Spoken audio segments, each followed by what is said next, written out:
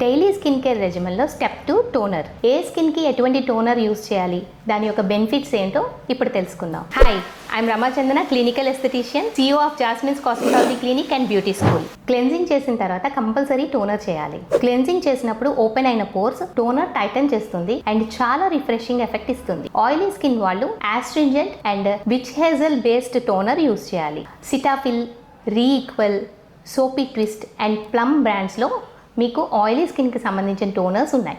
Dry skin ఉన్న వాళ్ళు rose water టోనర్గా use చేయాలి. Plum and Gulabo rose water మనకి టోనర్గా యూస్ చేసుకోవచ్చు. సెన్సిటివ్ స్కిన్ ఉన్న వాళ్ళు క్యామమైల్ ఫ్లవర్ టోనర్ యూస్ చేయాలి. వాళ్ళకి కామింగ్ ఎఫెక్ట్ ఇస్తుంది. కాంబినేషన్ స్కిన్ ఉన్న వాళ్ళు బాగా ఆయిలీ ఉంటే ఆయిలీ స్కిన్ కి సంబంధించిన టోనర్ అండ్ బాగా డ్రై ఉంటే గనక డ్రై స్కిన్ కి సంబంధించిన టోనర్ యూస్ చేయాల్సి ఉంటుంది. How to use toner. Face wash తర్వాత టోనర్ని అప్లై చేసుకోవాలి. మనం టోనర్ని 1 arm డిస్టెన్స్లోని మనం ఫేస్ పైన ఐస్ క్లోజ్ చేసుకుని స్ప్రే చేయాల్సి ఉంటుంది. ఆ తర్వాత ఒక ½ minute పాటు న్యాచురల్గా డ్రై అవనివ్వాలి. చాలా మంది ఫేస్ వాష్ చేసిన తర్వాత టోనర్ చేయరు. దీనివల్ల వాళ్ళకి ఎన్లార్జ్డ్ పోర్స్ వచ్చి ఏజ్డ్గా కనిపిస్తారు. Natural and organic methods prefer చేసే వాళ్ళు ఇంట్లోనే రోజ్ వాటర్ తయారు చేసుకోవచ్చు. నాటు గులాబీ పువ్వులు తీసుకుని బాగా మరిగిన వాటర్లో వేసి వాటిని మూత పెట్టి ఉంచాలి ఓవర్ నైట్. తర్వాత ఆ వాటర్ని డ్రైన్ చేసి ఒక బాటిల్లో స్టోర్ చేసుకుని ఫ్రిడ్జ్లో పెట్టుకోవాలి. దీన్ని మీరు టోనర్గా యూస్ చేయొచ్చు. ఇది మీకు 1 week నుంచి 10 days వరకు